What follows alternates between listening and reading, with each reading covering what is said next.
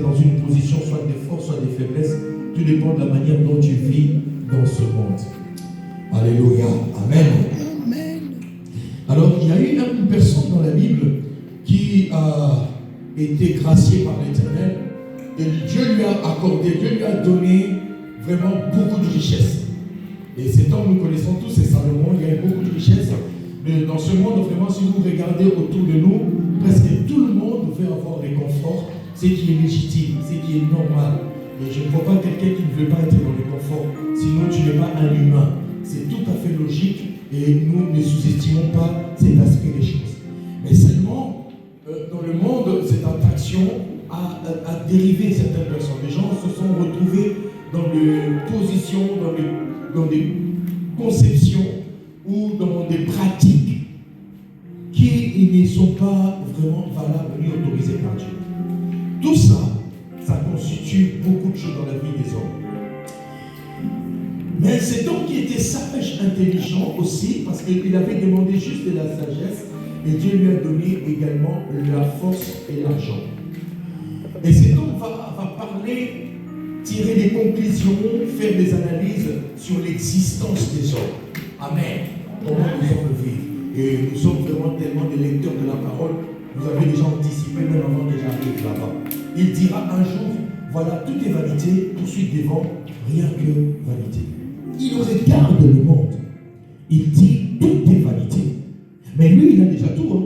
Amen. Amen. Il a déjà tout, hein, et il ne manque de rien.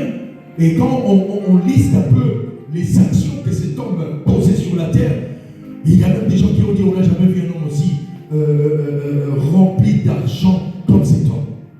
Il organisait des banquets, des festins, de repas qui coupaient le souffle des hommes, qui étaient vraiment d'une richesse inimaginable. Et même la Bible précise qu'il n'y aurait pas des gens comme lui, avec une telle sagesse. Mais ce qui m'a attiré, ce qui m'a touché, parce que cet homme a parlé des choses que chacun d'entre nous doit garder dans son cœur. Raison pour laquelle je vais vraiment faire des lectures entrecoupées pour nous aider à voir un peu ce qui a sorti cet homme. Et nous regardons dans le livre de Ecclésiaste 20, verset 15. Voilà, non, Ecclésiaste, attendez, je vais vous donner ça, c'est pas 20.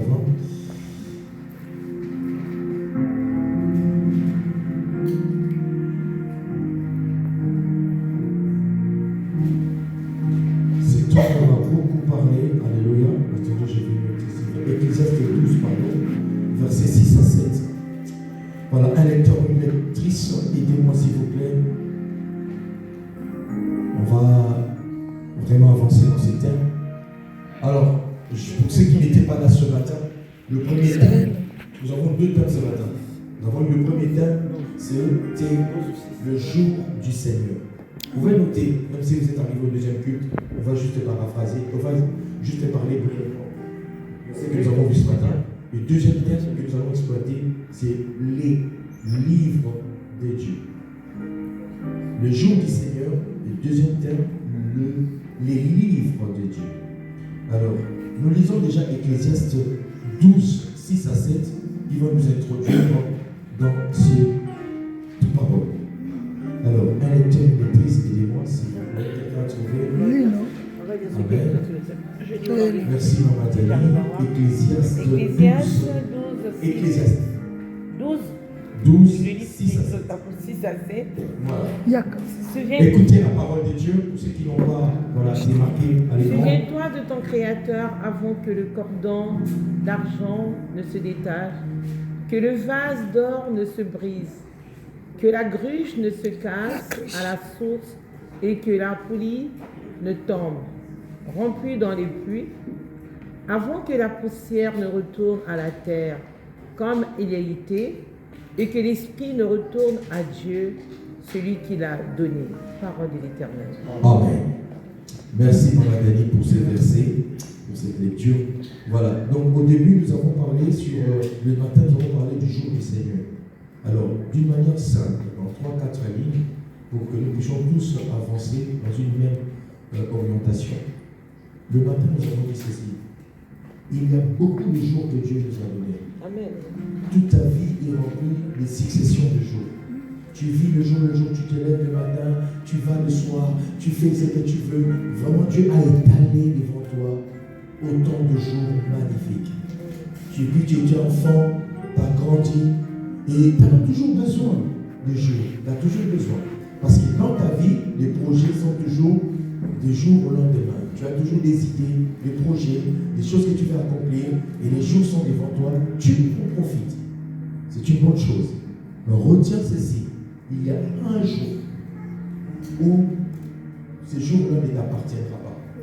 Alors très souvent quand nous parlons comme ça, les gens visent toujours le jour où je serai pas sur la terre. Non, je ne veux pas parler du jour de la mort. Non, je parle du jour du Seigneur. Il y a un jour qui appartient uniquement à Dieu. Ce jour-là, bien aimé, c'est un jour où la terre entière tremblera. C'est le jour où Dieu va s'élever différent. C'est le jour où Dieu va parler différemment. C'est le jour où Dieu va agir différent. Bien aimé, ce jour existe. Amen. Laisse-moi te dire, ce jour existe. Amen, amen. Alors, tellement que nous n'avons pas la maîtrise des jours sur la terre, nous avons l'habitude de croire que tout va se répéter comme d'habitude. Oh bien-aimé, c'est vrai. Ça paraît normal pour chacun d'entre nous de regarder le monde et le jour de cette manière-là.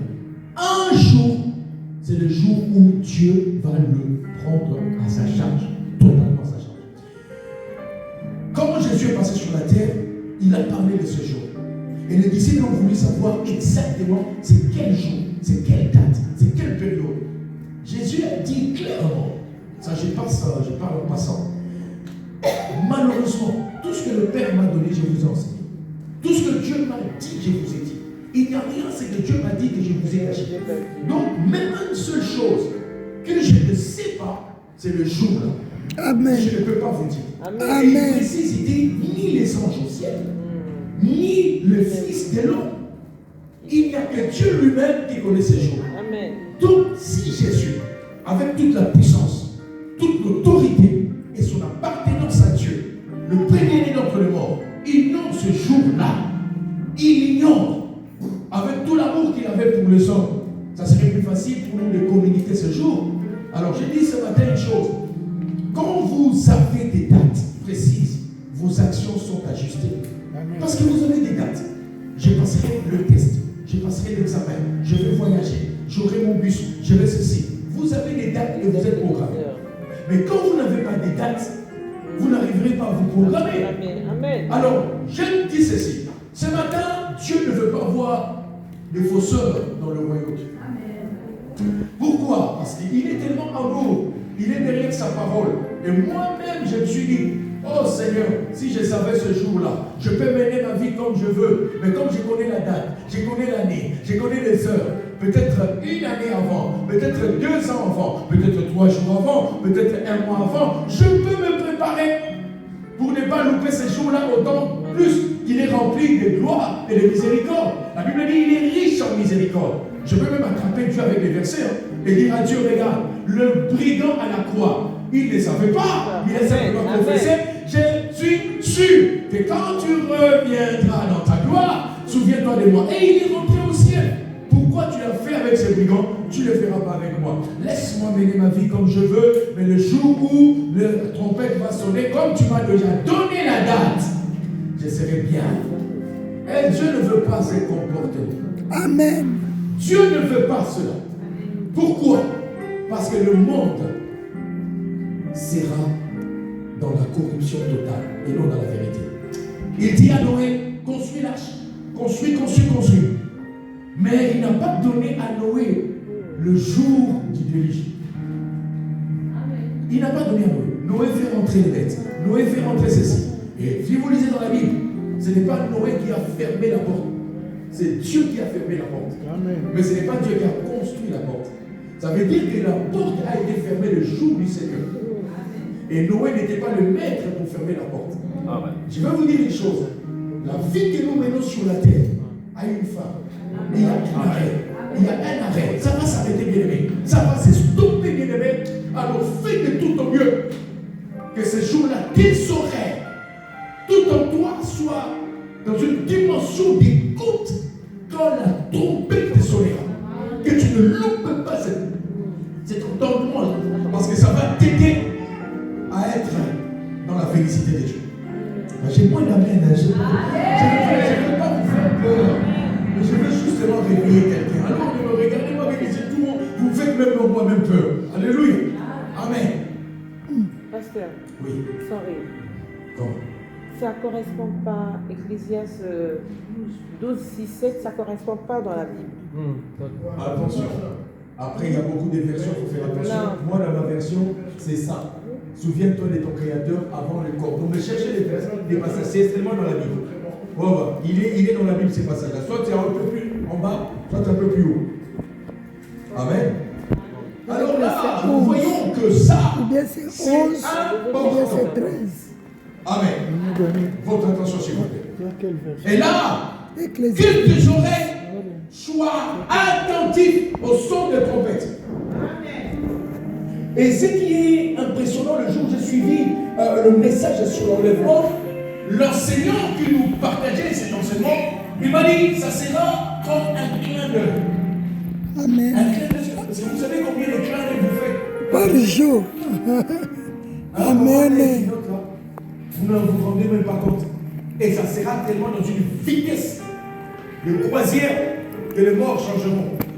Que les morts seront ressuscités, les vivants seront changés. Amen. Donc, ça, en fait, il y a 2 jours dans la vie qu'on peut s'en passer. Mais il y a un jour qu'il ne faut pas que tu loupes ce jour. Alors, je suis en train vraiment de parler à quelqu'un de se réveiller. Alors, la vie que nous avons dans le monde ne nous laissera pas tranquille. Mais le jour du Seigneur, c'est le jour le plus important de ton existence. Le jour le plus important. Et ce jour-là, Jésus ne le connaît pas. Ce jour-là, les anges ne les connaissent pas. Ton père n'en parle même pas. Ta mère ne parle même pas. Personne ne connaît ce jour-là. Ni les sorciers, ni les démons, ni les magiciens, ni les nations, ni le gouvernement. Personne ne connaît ce jour. Et Dieu, Jésus insiste. Il dit le seul qui connaît ce jour, c'est le Père, lui seul.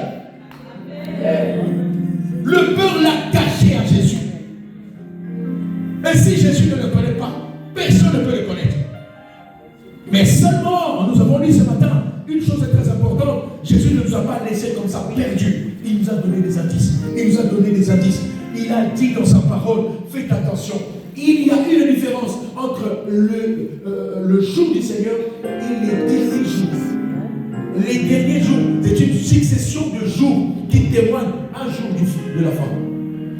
Amen, amen, amen. Donc, voilà. Et tout ça, la Bible dit, dans les derniers jours, les gens seront égoïstes, des fanfarons, aventuriers, ennemis des gens du bien.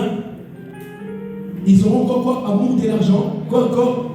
Ils feront quoi? Fanfarons. Ils seront comment? Rebelles. Ils vont aimer des choses qui leur font plaisir. Ils n'aimeront pas la sainte doctrine. Ils vont s'attacher aux doctrines des démons. Laissez-moi un peu secouer un peu chacun d'entre nous ce matin. Vous savez, aujourd'hui, l'Église passe une époque ou une période très dangereuse. Très très dangereuse parce que tellement qu'il y a beaucoup de faussaires, tellement qu'il y a beaucoup de gens qui ne sont pas sérieuses dans les choses de Dieu, cela semble devenir un peu normal. Nous voulons des églises qui sont pétillantes, des églises qui sont bien embellies, des églises qui éclatent. Quand vous sentez, vous êtes vraiment dans les contextes actuels. Bien aimé, c'est aussi pas mal, mais c'est dangereux. Une église très embellie où les âmes ne sont pas garnies de la présence de Dieu, c'est une église qui amène les gens à la chute. Voulons-nous avoir une église garnie, beauté éclatante, où le cœur sont loin de Dieu? Je ne pense pas. Parce que ce qui s'offre à l'homme, ce n'est pas le bâtiment, mais c'est l'âme qui est attachée à Dieu. Je préfère avoir une église où la parole de Dieu est annoncée clairement, où les choses de Dieu sont exposées clairement, qu'avoir une église qui ne crée que l'influence. Je suis parti dans une église, je voyais cette église dans le réseau. Oh voilà, je voyais cette magnifique. Quand je suis arrivé, j'étais étonné. On est 2 fois plus grand. Alors, ce qui fait la beauté d'une église, ce n'est pas ce que vous voyez dans les médias. C'est ce que Dieu voit dans le cœur. Amen. Quel est l'état de ton cœur? Aujourd'hui, beaucoup de gens ne comprennent pas. Même nous, les pasteurs. Vous n'avez jamais entendu des pasteurs qui ont empoisonné d'autres pasteurs. Mais quel Dieu ces gens-là servent? Aujourd'hui, les gens méchants sont dans les églises. Les gens incomparables. Vous savez, j'ai parlé de ça parce que Le thème qu'on va exploiter tout à l'heure va nous aider. J'ai une attitude révoltante, ce n'est pas méchant, mais c'est justement pour vous dire qu'il faut qu'on se réveille. Ici, c'est ton église. C'est là où Dieu, vous savez, vous pouvez être ailleurs, mais si Dieu ne vous voit pas là-bas, c'est dangereux. Sondez le cœur de Dieu, comprenez le cœur de Dieu. Saisissez le cœur de Dieu. Vous ne m'avez pas choisi, je ne vous ai pas choisi. Saisissez le temps de Dieu. Vous savez, je suis aussi invité dans d'autres églises. Il y a un pasteur de la Suisse qui m'a dit, pasteur, vous voulez que vous veniez ici, on peut organiser les choses pour que vous veniez habiter ici. Dans l'objectif de monter une œuvre. Mais est-ce que Dieu m'a dit ça? Est-ce que Dieu m'a dit ça? Ce n'est pas impossible. Ce n'est pas impossible. Est-ce que Dieu m'a dit ça? Quand vous êtes, il y a même, quand on a commencé l'église ici, il y a un homme qui est venu me voir. Il m'a dit, ici en France, les églises sont très compliquées. Pasteur, je veux t'aider. Va à Londres. Il y a des subventions. Il y a un homme, et cet homme-là était ici dans l'église. Je connais des pasteurs qui peuvent t'aider. J'ai dit, est-ce que Dieu m'a dit ça? Amen. C'est pour vous dire ceci. Il y a dans la vie des hommes un jour qui ne leur appartiendra pas. Et ce jour-là est exclusivement réservé à Dieu ton Créateur. Quand le prophète nous parlait de ce jour, ils ont parlé avec tremblement. Ils ont donné des citations même qui les font trembler. Il dit la lune sera changée. Il dit les étoiles vont vibrer, les montagnes vont trembler, la mer va rougir. Donc il y a des événements qui vont se... Parce que chaque créature va reconnaître que le Créateur s'est levé. Même la mort aura peur de la mort. Et ce jour-là existe. Existe. Alors, ce jour-là, c'est là où tout sera mis à la fin. Ce sera la fin. Et comme ça sera la fin, Jésus sait que ce jour-là existe. Les démons, eux, le diable, savent que ce jour-là existe. Mais Jésus vient nous dire, vous, faites attention. Quand vous entendrez des bruits de guerre, vous entendrez des catastrophes, des choses comme ça, ce sont des signes qui témoignent que ce jour-là n'est pas loin. On est averti. Même s'il ne nous a pas donné vraiment la date, mais nous avons la période. Amen. Vous savez, Dieu est tellement amour. Si vous êtes en train d'aider quelqu'un, vous savez, j'ai vu ça dans des questions pour un champion, beaucoup de choses comme ça, où on pose une question, la personne n'arrive pas à répondre. On cherche des indices. On dit, ça parle de l'océan, ça parle des poissons, tout ça c'est des indices pour que la personne arrive à trouver la solution. Dieu nous a donné tellement des indices, parce qu'il ne veut pas nous perdre, c'est par amour. Mais seulement comme il est fort derrière sa propre parole, il nous le dira pas ces jours-là. Amen. Si quelqu'un vient vous dire, Dieu m'a révélé le jour de la fin du temps, c'est un menteur. Amen. Il veut commencer à révéler ça d'abord à Jésus lui-même. Ce n'est pas toi qui vas venir me dire le jour de la fin. Il y a un homme là qui a construit un bateau là. Et il s'est passé sur les réseaux là. Ça sera la fin, ça sera la fin. Les gens se sont énervés, ils ont brûlé le bateau. Calendrier Maya a échoué, non? 2012. J'ai même un film là. 2012 c'est la fin. Et même il y a certains Américains qui a fait un bunker en bas. Qui a dit que tu vas échapper à la colonne de Dieu, Seigneur? Il a fait les provisions, il a gardé. Il a dit 2012 on passera pas. Il était convaincu. Il a même commencé à convaincre les autres. Un Américain. Pourquoi calendrier Maya, ça ne trompe pas? Tu n'étais même pas là lorsqu'ils ont construit. À la fin des comptes, bien aimés, toute personne qui s'élèvera avant la révélation du jour de fin du temps, c'est un menteur. Amen. Seul Dieu a le monopole de ces jours. Alors Dieu nous aimant. Il ne veut pas que quelqu'un puisse louper ses grands rendez-vous. Au-delà de ta vie que tu mènes ici sur la terre, il y a un jour où tu passeras par. J'ai posé à quelqu'un une question. Quel est le meilleur jour de ta vie? C'est le jour de ma naissance. Mais attention, le jour de ta naissance, c'est toi qui fais ton anniversaire, Dieu ne le fait pas. Non. Même quelqu'un a dit, j'ai peur du jour où je suis né. Parce que le jour de mon départ est plus important que le jour de ma naissance. Amen. Faites le jour de ton départ, ne faites pas toujours le jour de ta naissance. Non. Ah, mais comment tu peux fêter ça parce que tu ne connais pas? Vous savez, il y a certaines personnes qui ne fêtent jamais l'anniversaire. Amen. Ça va vous étonner. Il y a certaines personnes qui ne fêtent jamais ça. Ils voient ça comme un jour où vraiment j'ai pleuré. Mais quand j'ai pleuré parce que je suis rentré dans le monde. Alléluia. Amen. Alors, Ecclésiaste nous parle, il dit, il y a un temps où l'homme doit se réveiller. L'homme doit se réveiller. Pourquoi? Parce qu'il dit, souviens-toi. Se réveiller, c'est se souvenir de ton Créateur. Avoir une pensée de celui qui t'a créé. Avoir une pensée de celui qui t'a préservé depuis le sein de ta mère jusqu'à l'âge où tu es aujourd'hui. Il n'y a pas que toi, il n'y a pas que tes parents, il n'y a pas que les gens qui sont autour de toi qui t'aiment. Il y a aussi la main invisible de Dieu qui est là. Tu es rentré dans les hôpitaux, tu es sorti avec des maladies qui ont fait tomber les autres. Mais toi, tu es debout. Tu es debout. Ce n'est pas les médicaments qui te sauvent, laisse-moi te dire. Ce n'est pas les médecins qui sont intelligents, mais c'est aussi la main de Dieu. Il dit, souviens-toi de celui-là. Pendant que tu dors, s'il y a des complotistes, mais il y a Dieu qui te défend. Est-ce que vous savez que l'Esprit de Dieu prie et intercède à notre faveur dans les esprits inexprimables? Ça veut dire quoi? Le démon, le diable, la sorcellerie, la magie ne peuvent pas comprendre ce que l'Esprit dit à notre faveur. Tu es fatigué, tu es affaibli, mais l'Esprit n'est pas aveugle. Amen. Dieu fait beaucoup pour toi. Dieu fait beaucoup pour toi. Il faut le reconnaître. Il dit, souviens-toi, souviens-toi. Qui peut se souvenir de Dieu? Qui peut penser que Dieu est avec lui? Qui peut penser que Dieu le soutient? Qui peut penser que Dieu agit encore dans sa vie? Qui peut penser que Dieu a des projets de bonheur pour lui? Qui peut penser que Dieu est le seul à le soutenir? Quand tout le monde va te détourner, se détourner de toi, t'abandonnera. Dieu sera toujours avec toi. Qui peut se lever et dire, je me souviens de mon Créateur? Celui qui parle comme ça, il a beaucoup d'argent. Celui qui parle comme ça, il a des serviteurs dans son environnement. Il a des palais. Il s'habille en or. Il a plus d'influence que toi. Il est beau. Il est riche. Il est intelligent. Il a le royaume. Il a des soldats. Il a des milices. Il a tout. Mais il dit, waouh, tout est vanité. Il n'a pas une femme. Il en a 1000.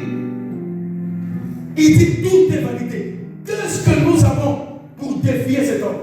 Qu'est-ce que tu as que tu peux défier cet homme? Je ne le vois pas. Les humains ont parlé en disant on n'a jamais vu un homme aussi comme ça. Qu'est-ce que tu as toi que tu peux défier cet homme? Donc tu es plus intelligent que cet homme. Et pourtant la Bible déclare Dieu lui a donné l'intelligence au-dessus de tous les humains. Aucun humain ne peut exister au-dessus de sa sagesse à part Jésus. Amen.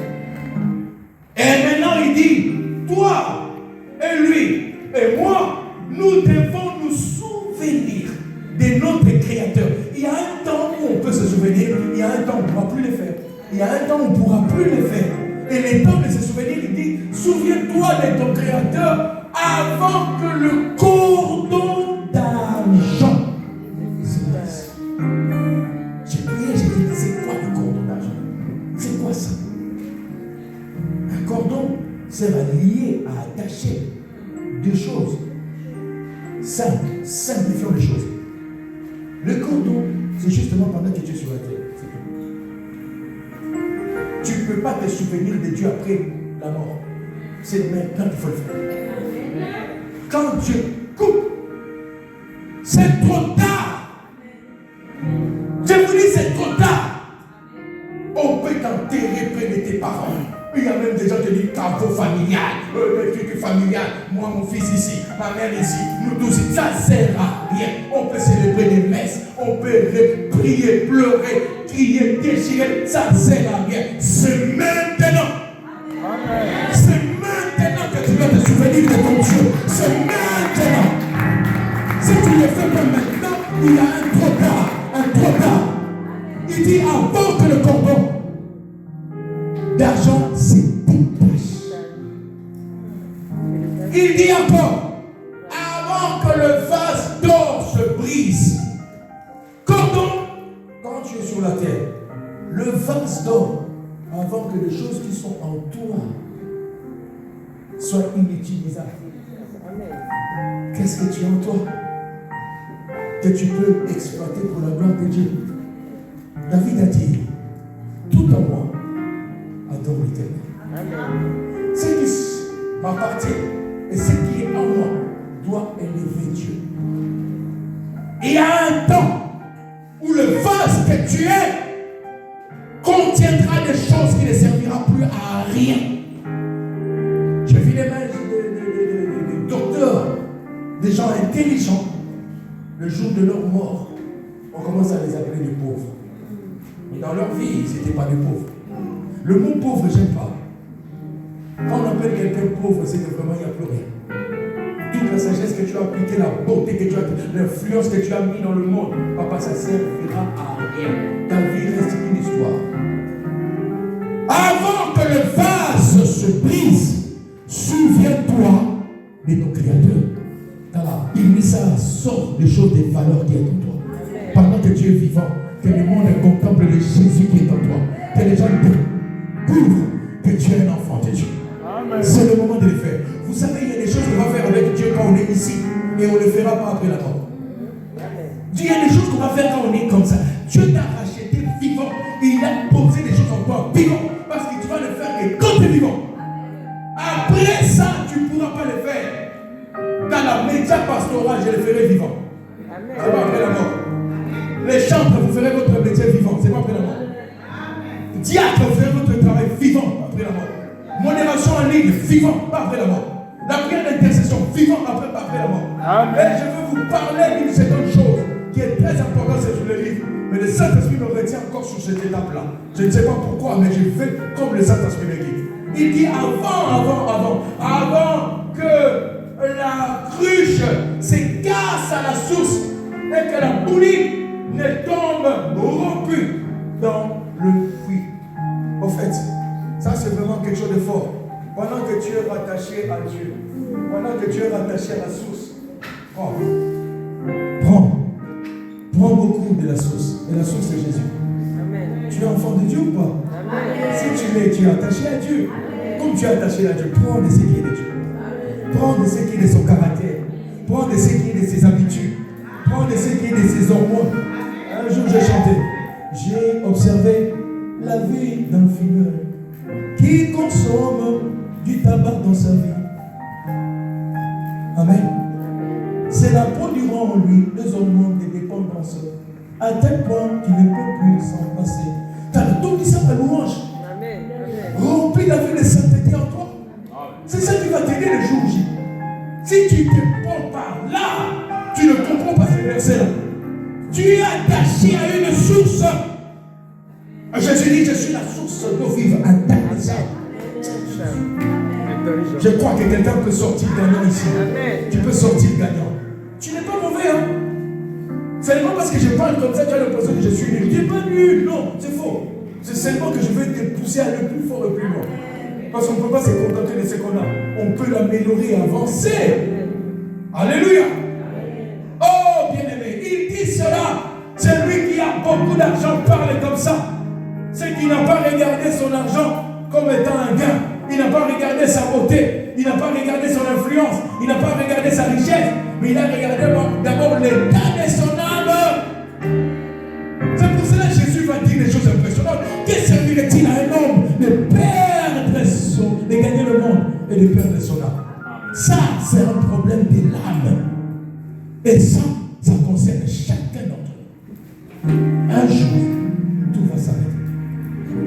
Alors, il dit, avant que la poussière ne retourne à la terre, comme il a été, et que l'esprit ne retourne à Dieu, c'est lui qui l'a donné. Amen. Je vais mettre des commentaires là-dessus. Amen. Tu es tellement intelligent et sage que toi-même tu peux développer. Amen. Nous passons à autre chose. Peux-tu acclamer les Seigneurs? Amen. Amen. Peux-tu acclamer